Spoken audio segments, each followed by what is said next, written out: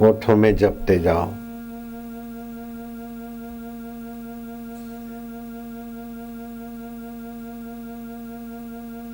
जप करते करते विश्रांति पाते जाओ। ये मेहनत का रास्ता नहीं है, विश्रांति का रास्ता है। प्रीति विश्रांति।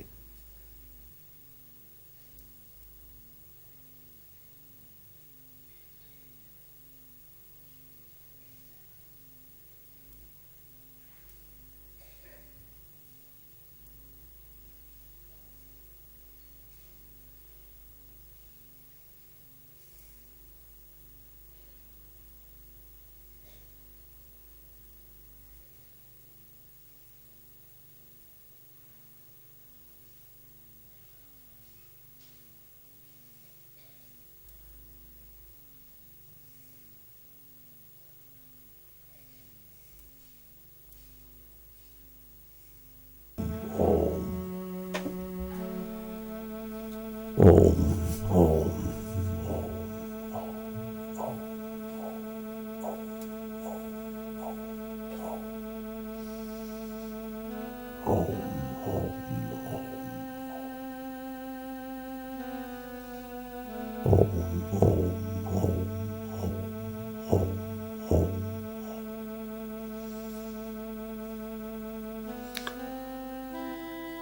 भगवान राम के गुरु जी कहते हैं, जिसको जल्दी से आत्म साक्षात्कार करना हो, दिन के 4 भाग कर ले।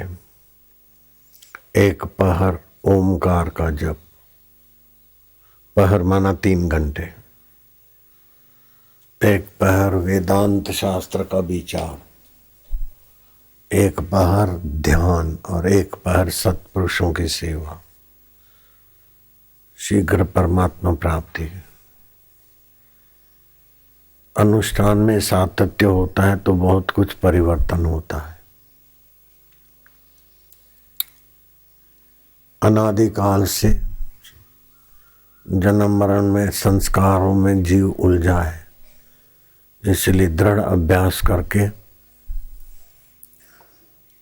वासना का विच्छेद करना चाहिए। संसार की उपलब्धि है पानी बिलोना। कुछ भी मिला आखिर कुछ भी नहीं रहता। एक होती है प्रतीति, दूसरी होती है प्राप्ति। प्रतीति होती है कि ये मिल गया, ये मिल गया, ये मिल गया, सब मिल मिल के छूट रहा है। ये प्रतीति मात्र है। स्वप्न में प्रतीति होती है, ऐसे ये जगत में प्रतीति हो रही है, ये मिला, ये मिला, धोखा ही मिल रहा है। जिसको मिला वो सत्य नहीं तो जो मिला वो सत्य कैसे हुआ? जिसको शरीर को मिला है वो शरीर शाश्वत नहीं, अपना नहीं है, तो उसको जो मिला वो क्या मिला? धोखा मिला, धोखा। सर्टिफिकेट मिल गया, गाड़ी मिल गया, प्रमोशन हो गया, मकान मिल गया, ये सब प्रतीति हो रहा है। स्वप्न में क्या क्या मिलता है? आंख खुली तो कुछ नहीं, ऐसे यहाँ भी आंख बंद हुई तो कुछ नहीं। जला दो शरीर को, जख मारने हैं। वास्तव में मिलता है अपना आपा, अपना चैतन्य स्वभाव मिलता है, अपने आत्मा का साक्षात्कार वास्तविक में उपलब्धि है। उसके सिवाय जो भी उपलब्धि है सारी उपलब्धि धोखा है। तो ध्यान भजन करके भी ये मिल जाए वो मिल जाना चाहो, परमात्मा मिल जाए बस, जो मिलकर कभी न बिछड़े, वो वास्तविक उपलब्धि। और मिल मिलकर बदल जाए तो क्या हुआ? ईश्वर के सिवाय देवता राजी हो गया, कुछ भी दे दिया, वो न गण्य है, क्योंकि देवता शाश्वत नहीं है स्वयं, तो उसका दिया हुआ क्या शाश्वत होगा?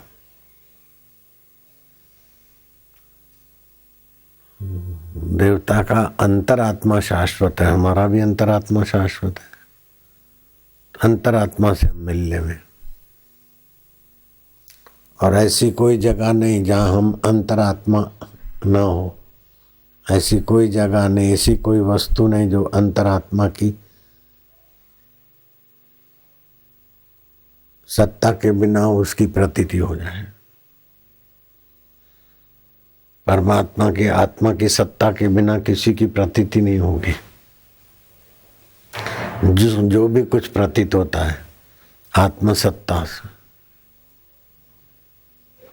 प्रतीत हो के बदल जाता और सत्ता ज्यों की त्यों रहती। उसमें टिकना है तो 3 घंटे ओमकार का जप, 3 घंटे ध्यान, भले 1.5 घंटा करके करें, 3 घंटे योग वशिष्ठ अथवा दूसरे जो वेदांत के ग्रंथ हैं वो, और 3 घंटे सत्पुरुषों का संग, तो संसार का आकर्षण और संसार की सत्यता मिटती। स्वामी राम तीर्थ ने कहा योग वशिष्ठ बार बार विचार करें, अगर साक्षात्कार न हो तो राम बादशाह सिर कटाएगा। योग वशिष्ठ ऐसा सिद्धांत ग्रंथ है, सार ग्रंथ है, कल्याणकारी ग्रंथ है, ईश्वर की और पुस्तक है, विचार सागर है, पंचीकरण है, पंचदशी है। भावना से भगवान को पा लिया वो अलग बात है, लेकिन वास्तव में भगवान जैसे हैं वैसे उनको जान लिया वो बहुत ऊंची बात है। भावना के भगवान अपने धाम में ले जाएंगे, लेकिन वो धाम भी नित्य नहीं है। जैसे मकान सदा नहीं है ऐसे वो धाम भी सदा नहीं है।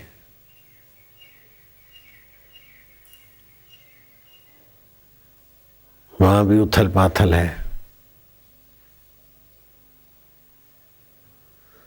तो शरीर मैं हूं ये गलती निकाल दे, मैं चैतन्य हूं, इससे बहुत सारी विपत्तियां चली जाएगी। और दुख मुझे होता है, मैं दुखी हूं, मैं परेशान हूं, ऐसा सोचना अपने को ज्यादा दुखी करना है। ये जो आदत पड़ गई है ना, मैं दुखी हूँ, मैं दुखी हूँ, मैं परेशान हूँ, बेटा ऐसा है, फलाना ऐसा है, मैं दुखी हूँ, इससे दुख, परेशानी और अज्ञान बढ़ता है। बेटा ऐसा है, वैसा है, या फलाना ऐसा है, फलानी ऐसी है, ये सब सपने में है, वो होके बदल जाता है। उसको जानने वाला मेरा परमेश्वर नित्य है, उसको मैं पालूं। बेटे का, पत्नी का, सबका जो भी चाहते वो करो, लेकिन उसमें सतबुद्धि मत करो, उसको इतना महत्व न दो। ऐसा हो गया, हम तो सड़क पे आ गए, हमारा भी कोई नहीं है। कई लोग बोलते बापू आप मेरे होने, आप मेरे होने, ये पूछने का सवाल ही नहीं है। वास्तव में जिसको बापू कहते हैं, गुरु कहते हैं, आत्मा कहते हैं, वही अपना है। मम्मी तो मेरी है ना, तो मम्मी बेचारी कब तक रहेगी, और मम्मी का बेटा कब तक रहेगा। बेटा जान ले मैं कौन हूँ, मम्मी जान ले मैं कौन हूँ, तो फिर सदा मिले मिलाए हैं। बाकी शरीर से मम्मी सदा नहीं रहेगी, अब मामा भी नहीं रहेगा। तो शरीर से एक दूसरे के साथ कौन कब रहा। तब भगवान कृष्ण ने उद्धव को कहा कि उद्धव ने देखा कि श्री कृष्ण अपनी लीला समेट रहे हैं, यदुवंशी आपस में लड़के समाप्त हो रहे हैं, कृष्ण भी विदाई की लीला कर रहे हैं। तो उद्धव ने श्री कृष्ण के आगे गंभीरता से कहा कि आप अब इस पृथ्वी से विदाई ले रहे हैं, तो मैं आपके बिना नहीं रह सकता हूँ, मुझे साथ ले चलो। उद्धव कोई साधारण नहीं था। बाल्यकाल में माँ बोलती बेटा कलेवा कर लो, बोले माँ मैंने अभी पूजा पूरी नहीं किया, मैं पूजा करके फिर कलेवा करूँगा, नाश्ता करूँगा। कलेवा नाश्ते को बोलते। और बृहस्पति से तो विद्या सीखी थी उद्धव ने, और श्री कृष्ण का खास मित्र था सुदामा। उद्धव खास भक्त थे, शास्त्रों के जानकार थे। और जब कृष्ण जा रहे थे तो उद्धव बोलते अब मैं यहाँ नहीं रह पाऊंगा, मुझे आप साथ में ले चलो। तो श्री कृष्ण ने कहा उद्धव साथ में कोई आया नहीं, कोई जाएगा नहीं, लेकिन मैं जो आत्म रूप से सभी जगह साथ में हूं, उसका तुम श्रवण करो। तो जो साथ में रहता है वो अपना आपा है, वही सत्य है, वही चित्त है, वही आनंद रूप है, वही सबको कर्षित आकर्षित आनंदित करता है। उसी का नाम कृष्ण है। ये मेरी आकृति वाला शरीर तो नहीं रहेगा, लेकिन मैं तो नित्य हूं तुम्हारे साथ। तुम बद्री का आश्रम जाकर ये जो ज्ञान दिया उसको मनन करके पक्का कर लो, फिर तुम मेरे से कभी नहीं बिछड़ोगे। तो वास्तव में आत्मा से कभी कोई बिछड़ नहीं सकता और शरीर से कोई सदा साथ में रह नहीं सकते, चाहे कितने भी प्रयत्न करो। न माँ के साथ रह सकते, न पत्नी के साथ रह सकते, कभी न कभी छूटना है। और आत्मा को तुम छोड़ नहीं सकते हो।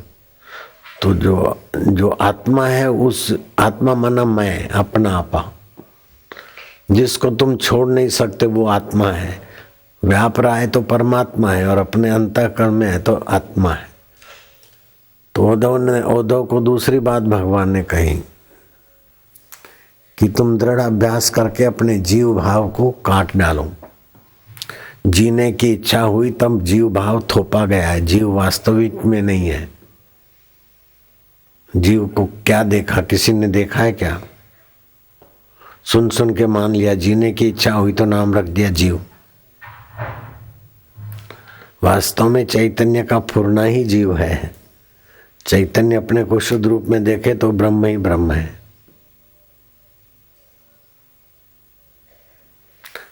तो अभ्यास से, अब तीक्ष्ण अभ्यास के कोलाड़ी से जीव भाव को काट दो। फिर मैं ब्रह्म हूं, चैतन्य हूं, उस वृत्ति को भी छोड़कर अपने आप में शांति पाओ।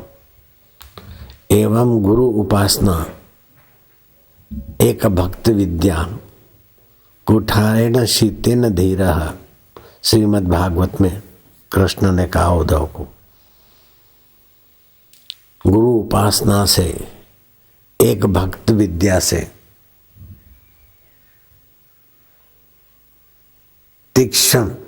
तीक्ष्ण बुद्धि से जीव भाव को काट दो। जैसे दुखी हूं बेवकूफी की बात है। मेरा कोई नहीं ये बेवकूफी की बात है। मैं चैतन्य और सारा ब्रह्मांड मेरे साथ है। मेरा श्वास समष्टि का श्वास है। श्वास से भी मैं सबसे मिला हूं, धरती के हिसाब से भी मैं सबसे मिला हूं, आकाश के हिसाब से भी मैं सबसे मिला हूं।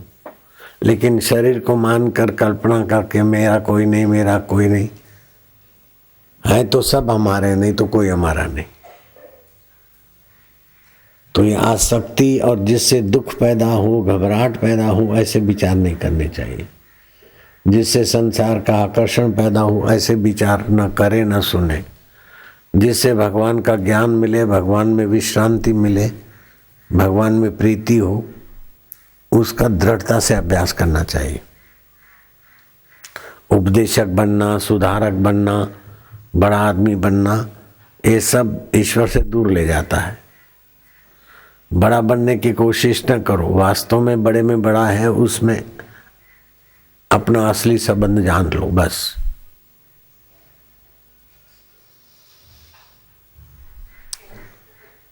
सुमरण करते करते शांत। सुमरण ऐसा कीजिए खरे निशाने चोट, मन ईश्वर में लीन हो, हले न जीवा होठ। सुमरण करते करते निसंकल्प अवस्था, भले आधे मिनट की हो, फिर थोड़ा सुमरण, फिर शांत। नींद न आए, कल्पना में न जाए, इसलिए बीच में ओमकार मंत्र जो है भी किया, ऐसा घर में दृढ़ता से अभ्यास करो। फिर ये बाहर की ज्योत की भी जरूरत नहीं पड़ेगी। ये जो ज्योति जलवा के जाते हैं वो भी आखिर तो उसको भी छोड़ना पड़ेगा। आत्म ज्योति ही सार है। सूरज, चंद्रमा, दिया, ये बाहर की ज्योति है। उसको देखने के लिए नेत्र ज्योति चाहिए। नेत्र ठीक देखते कि नहीं देखते, उसमें मन ज्योति चाहिए। मन हमारा ठीक है कि नहीं है, उसमें बुद्धि रूपी ज्योति चाहिए। बुद्धि हमारी कैसी है उसको जानने में आत्म रूपी ज्योति चाहिए। वो तो ये और सारी ज्योतियां एक दूसरे के अधीन है, लेकिन आखिरी ज्योति जो है ज्ञान स्वरूप चैतन्य, वो स्वतंत्र है। सब उसी से एक दूसरे को देकर उसी से सत्ता लेकर एक दूसरे को देते हैं, लेकिन वो स्वयं प्रकाश है, वो ज्योति स्वयं प्रकाश है। ज्योतिषाम अपि तज्ज्योति तमसा परम उच्यते। मैं ज्योतियों का ज्योति हूँ और अंधकार से परे हूँ। न जानने को भी जानता हूँ, रात को कुछ नहीं देखा था, कुछ नहीं देखने को भी जानता हूँ। ज्ञान भी मुझसे प्रकाशित होता है, अज्ञान भी मुझी से प्रकाशित होता है। दुख को भी मैं जानता हूँ और सुख को भी मैं जानता हूँ, और दुख सुख दोनों नहीं है उस अवस्था को भी मैं जानता हूँ। तो मैं ही ज्योतियों का ज्योति हूँ। जैसे कृष्ण बोलते हैं मैं ज्योतियों का ज्योति हूँ, ऐसा ही जीव भाव नष्ट होने के बाद पता चलेगा मैं ही ज्योतियों का ज्योति हूँ। और इतने शरीर में नहीं हूँ, व्यापक आकाश से भी ज़्यादा व्याप्त हूँ। आकाश भी मुझ में है। जैसे एक डोम आकाश में दिखता है, डोम के अंदर भी आकाश है, लेकिन महाकाश में डोम दिखता है।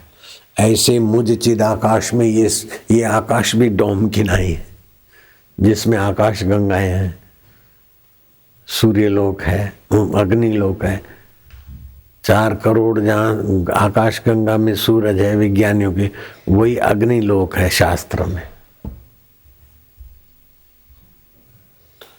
वासना को पूरी करने में तो जिंदगियां बदल जाएगी। वासना मिटा के निर्वासनिक होकर परमात्मा को पाना है। इसीलिए श्री उद्धव के साथ रहे, कृष्ण के साथ उद्धव रहे। फिर भी श्री कृष्ण जा रहे तो उद्धव विवल हो रहे। तब श्री कृष्ण ने कहा जाओ बद्री का आश्रम एकांत में, मुझे अंतरात्मा से मिलो। ये कितनी ऊंची चीज है। अभागे लोग इस चीज को महत्व नहीं देते हैं। या तो शरीर का चिंतन करेंगे, या तो राग द्वेष का चिंतन करेंगे, या तो मैंने ये दुख देखा, मैंने वो दुख देखा, ऐसे करके भूतकाल का चिंतन करके भूत की नाई रोते फिरेंगे। अरे मनुष्य जीवन मिला है, अब आगे जल्दी से पार हो जाओ। न जाने किस समय दम निकल जाए, फिर कौन सी योनि में जाके भटकेंगे। इसलिए मन को खबरदार करो। मेरे गुरुदेव ध्यान साधन भजन करते, कभी मन में इधर उधर के विचार आते तो कान पकड़ के अपने को तमाचे मारते थे। और मैं भी कभी कभी अपने आप की पिटाई करता था। अजय मिश्रा भी अपनी पिटाई करता है, कभी कोई गलती हुआ तो पहले करता था ना पिटाई, अपने को थप्पड़े मारता था। सावधान होना चाहिए।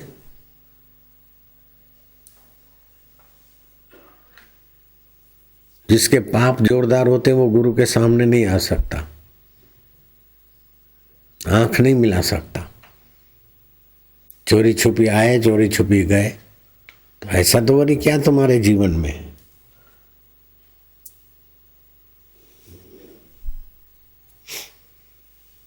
अपना कर्तव्य पाले, शास्त्रीय ढंग से अपनी मर्यादा में रहना चाहिए। सुविधा मिले तो मनमुख नहीं होना चाहिए, तबाही के रास्ते नहीं जाना चाहिए। और जिसको जब तक साक्षात्कार नहीं हुआ तब तक कोई न कोई उसको कहने वाला नहीं है, नियंत्रक नहीं है, तो वो आदमी अभागा है। उसका विकास नहीं, विनाश की तरफ है यात्रा।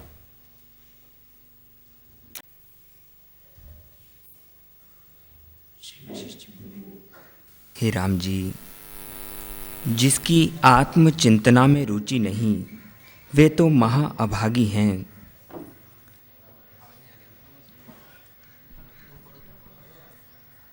हे राम जी, जिसकी आत्मचिंतना में रुचि नहीं वे तो महाअभागी हैं। हाँ, जिसकी आत्मचिंतना में रुचि नहीं है, आत्मा परमात्मा को पाने में रुचि नहीं है और भटकने की रुचि, तो वो महाअभागे हैं, वो नालत के अधिकारी हैं।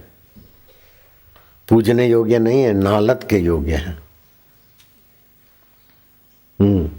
ऐसे पुरुष चिर पर्यंत कष्ट पाएंगे और जन्म रूपी जंगम के वृक्ष होंगे। हाँ, क्या क्या कष्ट पाएंगे, जन्म मरण के बंधनों में फंसेंगे। हे राम जी, जीव रूपी बैल अनेक रूपी आशा रूपी फांसियों से बंधा है। ये जीव रूपी बैल आशाओं की फांसी से बंधा है। तो आशाएं वासनाएं काटनी चाहिए, आशाओं का राम होना चाहिए कि बुढ़ापे में घूमने की आशा वासना जगाना। जो लोग उनकी वासना जगाते हैं उनको भी मैं जानता हूँ। ऐसे अभागे लोग खुद तो मनमुख हुए और दूसरों को भी तबाह कर रहे हैं।